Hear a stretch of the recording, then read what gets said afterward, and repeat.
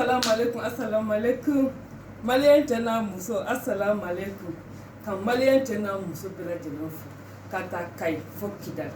Maman la conseillère né, maman nationale né. Quand malien tena muso bela jenofu, munu même malikono ani munu même malikoka. Ay sigi jawataka musigia. Ni ne me amedro ni ma donga dro mi banade. Sigi ga donga lukadisa wa na koro de binogona. Ni ben kan baka bela jenofu. Fɛn fɛn de bɛ ka n ka vidéo lajɛ, fɛn fɛn bɛ ka n ka vidéo partager, surtout minnu kɛlen don ka t'u abonner n ka chaîne YouTube kan, n ka foli belebeleba b'aw ye. Maman la conseillère, je vous dis bisous, bisous, bisous. Siriki ka dɔnkili nkalon tɛ mɛn boli la. Ayi, nkalon tɛ mɛn boli la koyi. Ne y'o de fɔ ko nkalon de tɛ mɛn boli la mais i y'a kɛ cogo o cogo don dɔ tiɲɛ de bɛ bange. Awɔ. Wakanga foli belebeleba ka tabi ka di ko grand M. Awɔ grand M tiɲɛ yɛrɛ la tiɲɛ zɛn grand. Awɔ parce que ne y'o de fɔ maman la concernée k'a fɔ maliyɛn cɛ n'a muso ye mɔgɔ titiri ayi o tɛ mɔgɔ kɛ mɔgɔba ye dɛ jogo de bɛ mɔgɔ kɛ mɔgɔba ye. Grand M i ka dɔgɔ i yɛrɛ ɲuman na ki ala de ye nin kɛ e ka baara tɛ ayi i ka fugarama kɛ i kɛra ten wa i bangebaw fana ka fugarama kɛ i kɛra ten ala de y'a kɛ latigɛ i ka kɛ ten wa o tɛ mɔgɔ kɛ mɔgɔnin ye koyi Grand M o tɛ mɔgɔ kɛ mɔgɔnin ye dɛ wa o tɛ se ka mɔgɔ fana kɛ mɔgɔba ye ne ko kɛwale de bɛ kɛ mɔgɔnin ye wa kɛwale de bɛ kɛ mɔgɔba ye. Grand M maman la conseillère né, maman nationale né. Nti donne me tile fila na mbika mume réseaux sociaux kan I kun kan ne ka foli a belebeleba a 100 kilo bɔrɔ a 200 kilo bɔrɔ hey ka sur un plateau d'or Grand M ka ta k'a d'i ma n Grand M ni maliyɛn bɛɛ kun b'a kɛ e ta cogo ye Grand M ala na kɛra n ko nkalontigɛba in a kun bɛ da bila Mali kɔnɔ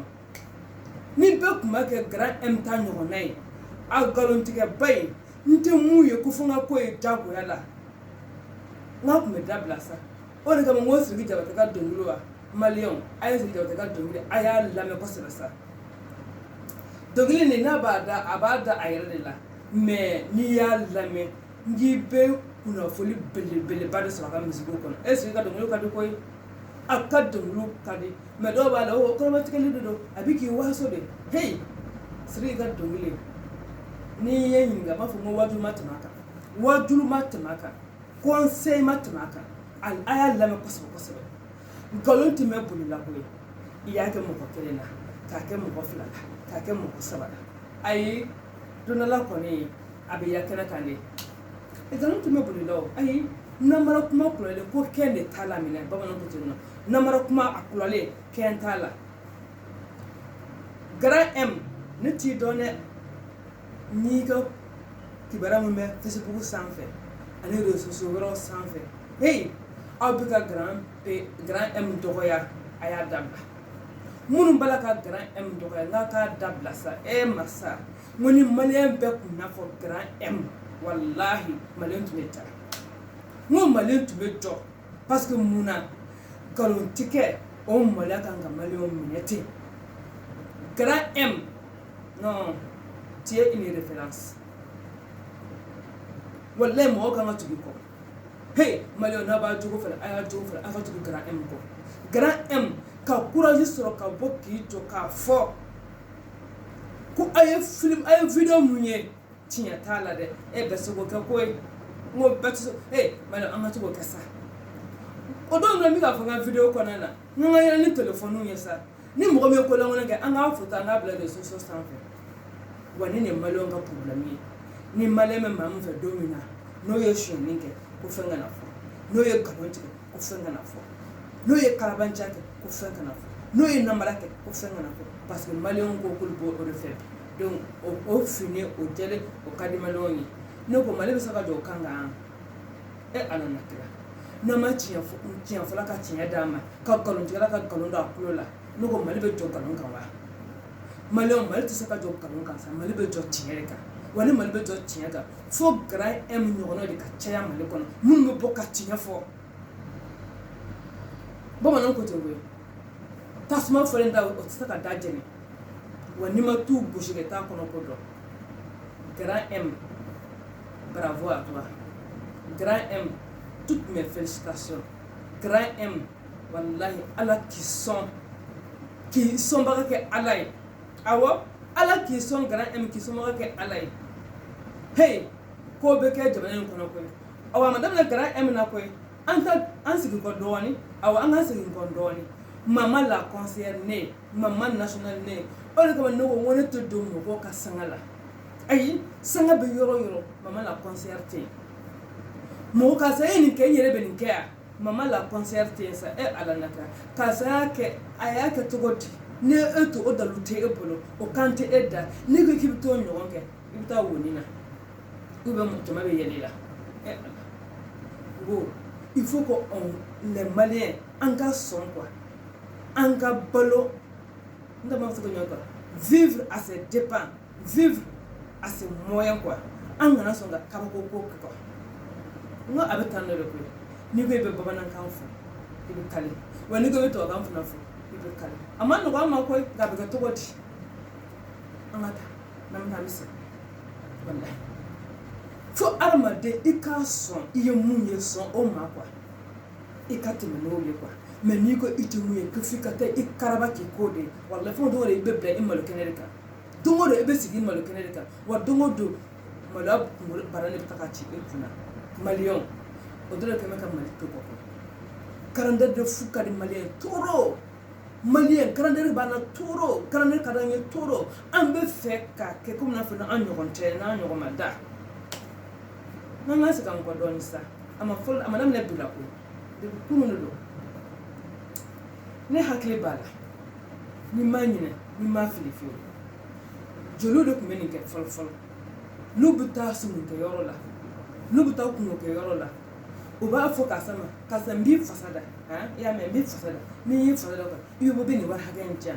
ola comme ça pour que mo kan so na flola so ni nye fasa flola da ni ma war hagen so la dro ntina war so bentun akon tina jana of ko nyame donc si son jeli bo kele ka na so le wele ela dro epsinga tino ka war di 200,000 300,000 francs amun be kele ka nan ta donc accord be tinzo no otigla mo che parce que ça un accord oui accord de passer en ka se kele ka mais amun be kele ka nan to do donc aller wala do aller 300,000 di be ka 1 million de dro en France on a un fanta warne te kata bed ni ta be banto kana nsi to so to ka to ka tuka shi kuma non fo awo c'est un accord de passer que la fa ni ma fri ni ma ni na je muso ni to ko jelo ku mo ke fana awo uka jatuku jiri mana na do so ye do jatuku so ka lutte no sanu ba kanaka abasinga sanu boti kataji ko ale to ko tansani ube braso sanu ba bulo abo braso sanu bodo abtoji ko ale to ko tansai ja amun be kanaka amu funga ne sanu tige ko ibada ne kariyale ka sanu boy kanaka di jelima man ne kariyale do ja ko fe ubuta ko kata sanu kumabo awo ko kata sanu kumabo do ubuta ko fe kata jelimuso va ka wardo dama ko ka sanu minala okumeke mais ko jemso dole na kana fusiro dana ntaro jemso jumeno baba ni ko ni do wa kinya na jemso ntoko mais ba ke jemso dole na kana fusiro dana o jemso ne na kana sole wele do la o entara do de fasada donc o tigis no ko bitin do ka sanu ba kana do ka jemso ma don jemso kontana parce que o do aba kontana jemso cha kwa ale ko jemso ale fasada do ale ni son jara kala ka parce que ya mo ko bi ka wardi an fe mo ko bi ka wardi an fe peut-être war kontale bolo donc ale wala ka singa ka sanu bote ka dije musoma donc sisa no jama ko no ale mga no jama ira kele mga ale na sana je musova kala na ka sanu kuma jam so ko mini ko ya ko aish ayi fa ki ba fo je muso ko petu ni ma fi kaja ma bi kan kaja ira da abo kene ka kaja family le ma kene ka o sara na dogolo it's kan ji man no ga do le ni na jemso ntoko ko me hangi be histoire ni na o jeli muso de fusiri a danna sinon Bamakɔ musobangana ninnu kun kɛlen k'o de kɛ sanga wuli ni u fa da kɛnɛ kan dɔrɔn u bɛ sin ka olu tɛmɛ k'u ka sanu bɔ tɛnɛ ka taa di ko olu tɔgɔ jansa ye u bɛ kanasiyɛni bɔ sanu kanasiyɛni bɔ ka t'o di u bɛ buguli bɔ ka t'o di u bɛ bagi bɔ ka t'o di ko olu tɔgɔ jansa ye ja kɔfɛ u bɛ taga ko ka taa sanu kuma bɔ u bɛ taa ka taa wari di ka sanu ni minɛ an minnu bɛ kɛnɛ kan n'an t'o dɔn tu vois non o de kama ne mama la conseillère ma tugu mɔgɔ ka sanga kɔ wa ma tugu mɔgɔ non ne tɛ tugu sanga kɔ ayi ka tugu sanga kɔ ne Allahu akbar mun b'a kɔfɛ e t'o dɔn yɔrɔ ka taa sanu kuma bɔ ne caman kun t'o kalama a bɔn nin wula ka sanu bɔ k'a di ja o bɛ taa kuma bɔ kɔfɛ ne e t'o dɔn e bɛ ka sanu bɔ k'a di dɔrɔn e ta bɛ taa ten o de kama k'a fɔ Bamakɔ musow ye n'aw bɛ se a ye bɔ sanga wuli in na n'a tɛ se a ka bɔ sanga wuli in na hey sanga mana ɲuman kama dɛ fɛn fɛn de ko sanga a mana ɲuman kama wa ne dun y'a ye de ni muso kelen de tɛ dɔn muso tɔ bɛɛ bɛ don o la pour quelle raison hey mɔgɔw bɔkɔtɔ tɛ kelen ye an bɔlɔnafɔw tɛ kelen ye an ka sɔrɔ tɛ kelen ye wa an bɔyɔrɔ fana tɛ kelen ye wa an ka lamɔw fana tɛ kelen ye hey karisa bɛ se ka ko dɔ kɛ o cɛ man ɲi e la dɛ o de kama ko fincogo ye kelen o mɛnɛmɛnɛcogo tɛ kelen ye dɛ an k'a lajɛ kuwa an ka k'an yɛrɛ ye an ka k'an yɛrɛ ye an ka sɔn an yɛrɛ ye an ka sɔn an yɛrɛ ye hey fɛn min se t'i ye ka n'a karaba k'i b'a kɛ wa n y'a lakɔlɔsi fana e maa ma de k'i ye jelisɔnba ye ka to ka warimuguba ta k'a di jeli ma hey e mana kɛ fɛn fɛn ye kasa i ye homme d'affaires ye o e de ci ye ka to ka warimugu ta k'a di jeli ma n'o ko warimugu homme d'affaires i b'a bɔ min marché dɔ jɛlen la i y'o sɔrɔ i y'o wari tilan i ni jeli cɛ o bɛ faamuya mais minnu bɛ taa juru ta banque la masa ka t'o kɛ ka jeli sɔn n'o ko o ye tɔgɔ san de ye wa ou bien o ye ka danga de san parce que ne fɛ o ye i ka wari bi k'i danga de quoi merci wallahi parce que ne tɛ se ka mun faamuya e bɛ taa juru ta banque la olu ka banque o intérêt o commission k'o bɛɛ tigɛ ka bɔ e kunna e bɛ taa wari di jeli min ma o bɛ taa village jɔ ka mobili belebele san ka tila ka poussière wuli e la a tɛmɛtɔ la maliyɛn ne ko mun na an tɛ se ka réfléchir ten ne ko pour que maliyɛn tɛ jɔli ɲɛɲini fo ciden de an bɛ ciden dɔrɔn de kɛ wa n y'a lakɔlɔsi mɔgɔ o mɔgɔ tun ye jelisɔnba ye a bɛɛ binna a bɛɛ de binna Amadu Dawu ala ka hinɛ la ani silamɛsu bɛɛ lajɛlen Amadu Dawu yanni saya bɛ sama a binna jelisɔn wa a binni sisan cɛ a ye jeli jumɛn mɛn ni mun bɛ k'a tɔgɔ fɔ la sisan ayi o tɛ yen Baba Soda ale kɔni ale ma sa fɔlɔ ale bɛ ka balo la Baba Soda jeliw kun t'a yɛrɛ minɛ Baba Soda ka da la Baba Soda ye wari di jeliw ma ka dugukolo di jeliw ma bi a bolo banna ne ko jeli jumɛn de bɛ taa ka taa a baro la bi jeli jumɛn de bɛ ka kasiti bɔ a la bi jeli jumɛn de bɛ ka fasa da la bi n b'a fɔ ko mɔgɔ kana jeli sɔn dɛ fɔlɔ la jeli sɔn kun bɛ kɛ cogo di jeli kun ye bonda de bonda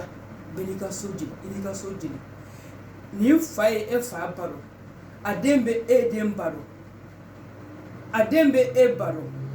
a mɔden bɛ i den baro c'est comme ça mais sisan ta kɛlɛ ya ayi jeli kelen jatigi caman mun kasani bɛ mun na dɔrɔn jeliw bɛ tugu o kɔ ayiwa ne ye i tiɲɛ ta k'a di i ta b'i kɛ binni de ye dɛ ni entreprise b'i bolo i b'i ka jagokun ta k'a di wa i bɛ to ka tɔnɔ di ka to ka tɔnɔ di i laban bɛna don jagokun na ni donna jagokun na o tɛ jago binni yan wa hali minnu fana b'u yɛrɛ feere n'i bɛ to ka t'i yɛrɛ feere ka na jelisɔnba kɛ n'a ye ne balimamuso a tɛ marché dɛ sabula cɔngɔni bɛ da e de kan e bɛna di jeliw ma ko tɔgɔ ne ko ala nakira ne ko an tɛ sini lahara ɲini wa nin tɔgɔ an ka tɔgɔ ɲini wa tɔgɔ in nafa jumɛn bɛ tɔgɔ in na ne ye fɛn fɛn de k'a ye tɔgɔ ɲini u fɛn fɛn t'a la u si tɔgɔ ma f'u kɔ a si tɔgɔ ma f'u kɔ Amadu Dawu tɔgɔ tɛ ka fɔ a kɔ Baba Soda bɛ balolen bi o tɔgɔ tɛ ka fɔ jɔn tɔgɔ de bɛ ka fɔ a kɔ dawolo mun t'a la n'u y'o tɔgɔ ni fɔ tile fila o tɔgɔ banna yen hey Malion ayo wuli aka barake ayo wuli aka sebesenta aka kulanga ye ka toy ne ma fugo jenso ngana kere me jiri ka son bon aka ka bonan ko sa jiri ka bonan ko ne aye jiri anga jiri ni afaya an fa baro abaya an ba baro adomba an baro odemba an bana dom baro c'est comme ça que ça se passe wa ne o kela ke ibita dumuni ndama ibita wana so dama me kam million kuru ka di jelima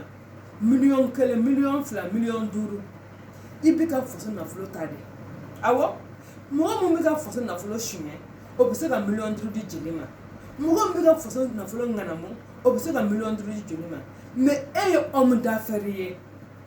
e bi se to ko juma ka million kelen ta ka di jelima ina kila ka ta juma ni Bangladesh bangi juru intérêt be sara yende commission be sara yende o na nyoko na chama bangi la ni million kelen juruta ina ta sara million kelen ni kla parce que commission ni intérêt fo mana faraka abda se million kelen ni kla na fla ka ta million kelen ta kono kla juru nyoko nche e ka to sara million kelen ni kla ne balma muso ne balma ke mun danga yiso parce que ne bol aka afford la danga di yiso wa kata million kaka di jelima munyi soro wa ibita soro o tigla mo abalma muso wallahi obika shetuna abalma ke wallahi oka lokatari bo dala na takaso so akaka soto ayi mais ibita so abalma muso be abalma ke o bala ka million di jelima obika dutren di jelima sisa ngo ne yere fa ka ne moye sisa no maman je me demande est-ce que d'autres me ta dit tu ma kenaka est-ce que ko faut ka ta d'autres mine est-ce que tu yere do pap parce que am enveloppe ka di mais est-ce que yere de papier ba d'autres papier ba kon wa mun fa na d'autres papier kenaka yere est-ce que ko faut ka ta kuma bo ko pampar papier mine hey grand M merci beaucoup il y a un yere toro c'est ça non anya wala sisa anya diye de famille sisa do anya do sana famu bi ka ka dogo ni na awo antu do na ya mo mi dro kata dutran di jelo ma fo ka sa dutike do boy tere to be no bolo de ima ta dutran di jelo ma ja o dutran di kenaka ko fe o ta kuma bo o mo ga sanu ko lo o mo sanu jelo ma ko fo ta kuma bo ko sanu mi ka warde sanu valere 500,000 ne être là kata 100,000 di jeli mais il va se nominer il m'a gagné mais je le parle là muso do be no mu yo o bul ka boy no apa tadi u fin fo ku ba fa apa tadi alma nyina fa ran na dalema fam dal ma kena ko tsana na la dogo la ko shila je crois que oda an mo ka do woni donc so be srana san ko ka sonu mo ka di jeli ma kena ka de toutes les manières ne ba fo munum bala ka grand M ni to ya o ka dam vraiment malti saka do kalu kansa ayi malti saka do kalu kan mali be joti ne de kan wa malion anga njogo fale wa anga sebesenta wa do kala na sa nyum profu duwi do kala profu ina ni namara do kala ni namara ni na nyum non c'est pas possible wa abe nouveau berla chef fara muso kan bere ba kessa mais c'est quoi ça quand tu dis réseaux sociaux sans faire la ka filmer ka kabla réseaux sociaux sans faire la ka ko bluff do ou bien quand tu dis moi non bon muso se ko bela ko wa mo to fa ka do assistant o lu de be sanon sa mala singe ka fini singe ka messi singe ali maquillage o be singe kata kenaka ngo ube juruta kata kenaka kata so jiri sonke no ko to nyini no ko to nyini mbise kasura tamo no ko to nyini to insa to nyini mbise maliama ito to nyini to insa anga la hara nyini anda yoro anto joro minasa ha afuma do ni tabika keni yete blofu dugun andala galontige andala namara binkani kalabantiya ko to jume non n'a fa tɔgɔ ɲini sa tɔgɔ ɲini sɛbɛ kan tɔgɔ ɲini sɛbɛ sira kan an kana tɔgɔ ɲini mana ko ninnu na quoi an ka mana ko tɔgɔ ɲini an ka dabila m'a fɔ ko mɔgɔ kana jeli sɔn dɛ a ma bɔ mama la conscience da ma fo ko mɔgɔ kana jeli sɔrɔ mais i se ye mun ye mun bɛ kun i la o di jeli ma i bɛ n'a dɔ fɔ koyi ne tɛ se ka mɔgɔ sɔn ka tila ka taa ni degun kɔfɛ ayi ka wari bɔ ka di jeli ma ka tila ka taa nimisa ne tɛ se o la ne bɛ se ye mun ye n'a kɛra 200 de a kɛra 400 de a kɛra 1000 de n se ye mun ye k'a di jeli ma ka sɔrɔ a man yɛlɛ ma ko n degun ne b'o di jeli ma ayi jeli fana ka taa baara kɛ ne y'i sigi ko jatigiw k'a d'e ma a tɛ ɲɛnabɔ i bɛ taa baara de kɛ i bɛ nin kɛ i ka secondaire baara secondaire ye mais e tɛ foyi kɛ k'e k'i sigi ten dɔrɔn a bɛ d'e ma e b'a minɛ k'a dun ten k'i sigi o man ɲi dɛ hey bi ka di sini bɛ ala bolo yen dɛ maa si tɛ sini dɔn 200 ni mun d'i ma dɛ i bɛ taa sɔrɔ jeli caman fana de bɛ yen ten nɔ koyi 200 mun d'i ma ten nɔ kɛ u bɛ taa bazɛnbaw dilan n'o ye ka taa samara dagabanaw san ka saki dagabanaw san ka mɛsi dagabanaw san mais ala ka bara t'u kan walahi i b'a fɔ k'i bɛ jelimuso min dɔn ko tɛ nin ye i b'a fɔ k'i bɛ jelikɛ min dɔn ko tɛ nin ye sinon wari min bɛ dɔn aw ma nin ye n'a y'a investir ala na kɛ o ti aw bali aw ka jeliya kɛ dɛ mais a b'a to aw bɛ wari min sɔrɔ jeliya la ani a ye mun investir nin ye a b'a boloma yɛlɛma o la b'a to a bɛ sini ɲɛsigi parce que kɛnɛ bɛ bi bana bɛ sini mais ni mun banana ala n ka bɛ sin ka gerebu pala ne ta ten ka yala ko dala gerebu a y'a da ka jeli ma a man kɛnɛ i bɛ se ka resource bɛ sin ka fa ten ko karisa jeli man kɛnɛ a ye wari d'a ma ale i dun bɛna karisa jeliw ye télé la i bɛ taa sɔrɔ sanga ni waati ale de pari na ɲama bazɛn b'a kana a da a ka bon hakili ma samara b'a sen na ayi mɛsi b'a kun na ayi wa a dɔw yɛrɛ bɛ taa montre san i b'a fɔ ayi sanu bɛ dɔw yɛrɛ kana mais n'u nana bana wari foyi t'u bolo k'u yɛrɛ furakɛ maman la conseillère ne k'a fɔ an ka jeliw ɲɛna u ka sini ɲɛsigi dɛ parce que bulɔfu min bɛ ka don a ko la nin ye ka aw lajɔ ka layidu ta aw ye layidu min u tɛ se k'a timɛ hey n'an ma wuli ka aw jɔ jeliw ka taa baara dɔ ɲini k'o kɛ minnu ye wari sɔrɔ nin a ye taa investi projet dɔ la dɛ projet min bɛ ta ka u yɛrɛ mɛn ko génératrice de revenu projet min n'a y'a yɛlɛma a bɛ wari dɔ aw ma a ye mɔgɔ y'aw sɔn o a bɛ se k'aw yɛrɛ balo mɔgɔ ma aw sɔn o a bɛ se k'aw yɛrɛ balo sinon ni bulɔfu kelen bɛ ka daminɛ nin sisan ka aw jɔ ka aw filmer k'a fɔ n ye so dɔ aw ma k'a fɔ n ye mobili dɔ aw ma k'a fɔ n ye miliyɔn dɔ aw ma kɔfɛ k'a sɔrɔ ba paga n'an ma wuli ka dɔ kɛ manden jeliw n'an ma wuli ka dɔ kɛ manden jeliw mama la conseil dɔ dɛ ma mɔgɔ fa neni mɔgɔ kana an fa neni ka n ka hakilinanin fɔ aw ɲɛna n'a bɛnna aw ma ala ma lafiya n'a ma bɛn ma fana yɛrɛ ala ma lafiya mais ne kɔni b'a fɔ Grand M i ka foli belebele bɛ mama la conseil ka kɛnɛ in kɔnɔ koyi n t'i dɔn dɛ mais i ye mun kɛ c'est vraiment courageux et ne bi i soutenir fo a dan taka ni maa ma ye video kɛ nin ye tuguni k'a fɔ k'a ye nin d'i ma n'a ma d'i ma Grand M bɔ i k'a fɔ maliyɛnw k'a mɛn an ɲɛ ye mun ye n'a ma kɛ bɔ an tulo k'a mɛn k'a ma kɛ n'o kɛra nkalontigɛ a bɛ dabila Mali in kɔnɔ kalabantiya a bɛ dabila Mali in kɔnɔ yuruguyurugu a bɛ dabila Mali in kɔnɔ namara a bɛ dabila Mali in kɔnɔ ça c'est un début a ma laban fɔlɔ dɛ nin y'a daminɛ de wa an bɛ taa wa ala ka Grand M ɲɔgɔnna caman de bɔ sisan Mali in kɔnɔ o de dɔ sa kana siran adamadenw ye sa k'i ɲɛ jɔ ala la jɔn ma se ta de bɛ laban mɔgɔ tɛ n fɛ ni ala bɛ fɛ i ka ko ka ɲi o tuma Grand M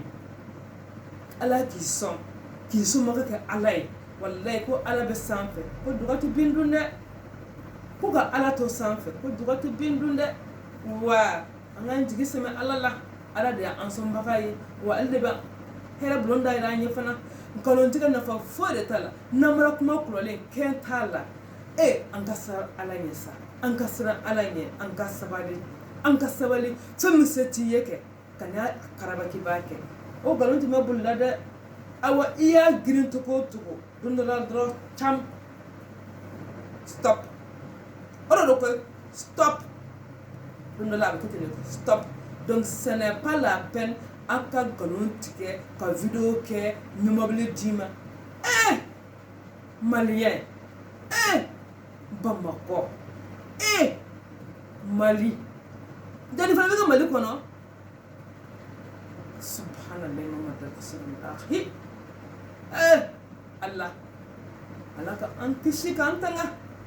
Ne ma don sangana ntana don sangana. Ne ma ɲɛbɔ mɔgɔ fɛ ntana ɲɛbɔ mɔgɔ fɛ. Ne tɛ don mɔgɔ ka sira la mɔgɔ kana don ka sira la. Ayi non ne tɛ ɲɛbɔ mɔgɔ fɛ o de kama non. Ngo sanga be wuli be fini kɛ sanga ye Bamakɔ kɔnɔ k'a don ka ko bɛɛ kɛ. Maman la conseille a b'a nɔ na. U bɛ dugutaga minɛn ta n bɛ taa Faransi n bɛ taa Ameriki n bɛ nin kɛ tan maman la conseillère ale b'a nɔ na. Ayi ale tɛ tugu sanga kɔ ayi n bɛ tugu sanga kɔ mun na olu bɛ k'a kɛ cogo min na o dalilu tɛ ne bolo a se tɛ n ye a mɔgɔ tɛ n ye a mɔgɔ tɛ n kɔ hey o de kama bi npogotigininw bɛ ka t'u yɛrɛ feere mɔdɛli sugu bɛɛ cɛkɔrɔba fara denmisɛnnin kan u bɛ ka bɛɛ bugɔ ni bere kelen ka taa sa ayi a kelen fɔ camion ba fɛnɛ tigɛlen fo ni t'u ka sira kan dɛ ne kɔni b'u ka sira kan dɔrɔn olu ko présente foyi tɛ nin n'a ɲɔgɔnnaw sanga karisa y'a kɛ n yɛrɛ b'a kɛ karisa ye mobili san fo n fana ka mobili san karisa taara Faransi fo n fana ka taa Faransi karisa taara Dubayi fo n fana ka taa Dubayi. Malien a y'a to a y'a to koyi ko fincogo ye kelen o mɛlɛ tɔgɔ tɛ kelen dɛ maman la conseillère ko ten koyi ne ma tugu sanga kɔ dɛ wa n b'a ɲini maliyɛnw fɛ a kana tugu sanga kɔ tugu sanga kɔ de bɛna ni nin ye a kalabantiya a namara a yɛrɛ feere ko non c'est pas possible ne yɛrɛ dabali de banna mais grand M je ne te connais pas hein vraiment je ne te connais pas. Mais je te dis vraiment merci.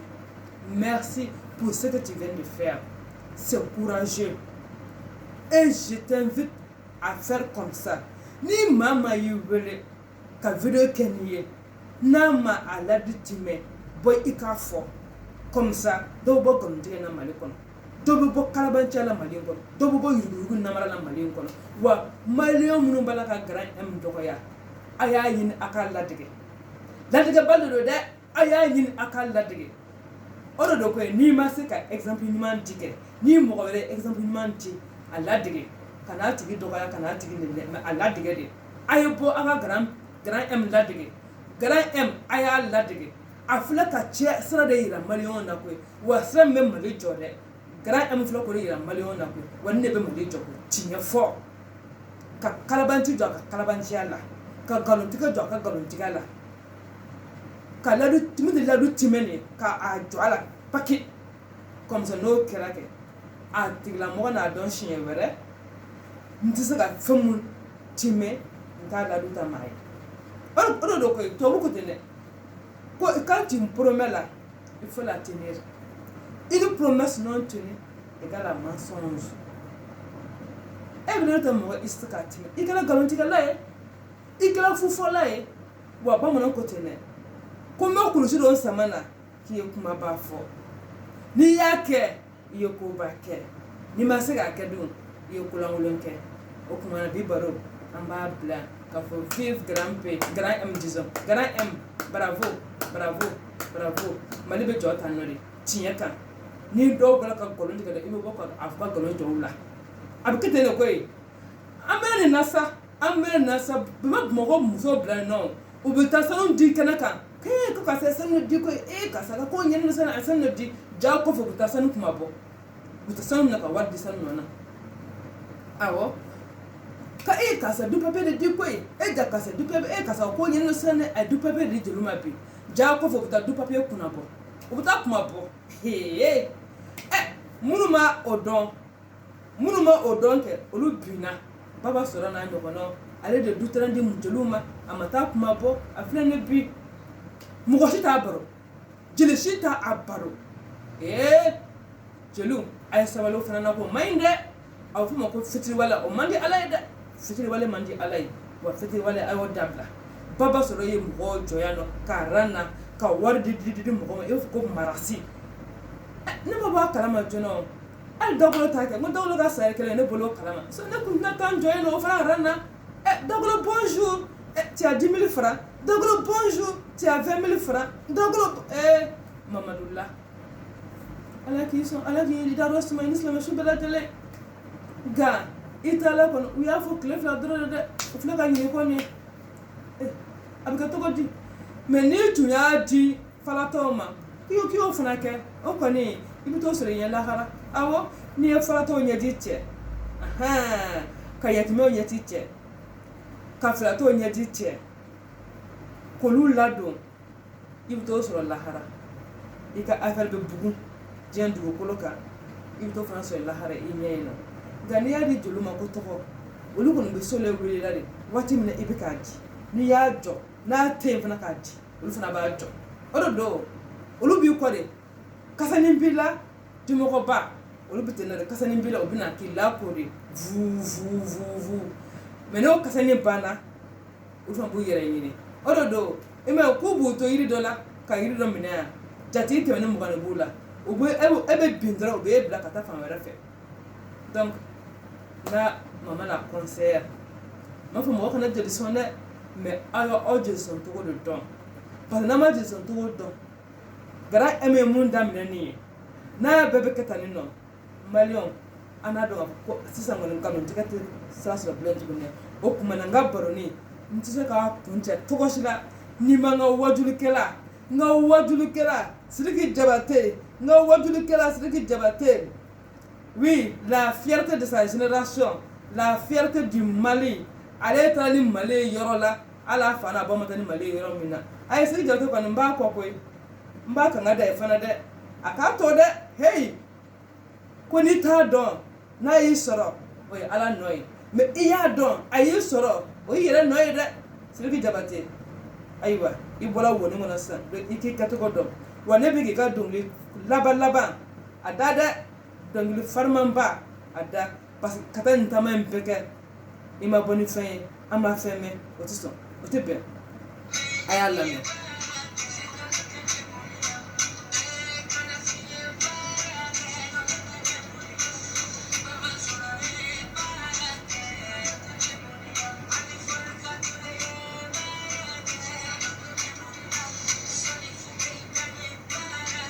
O kumana assalamu alaikum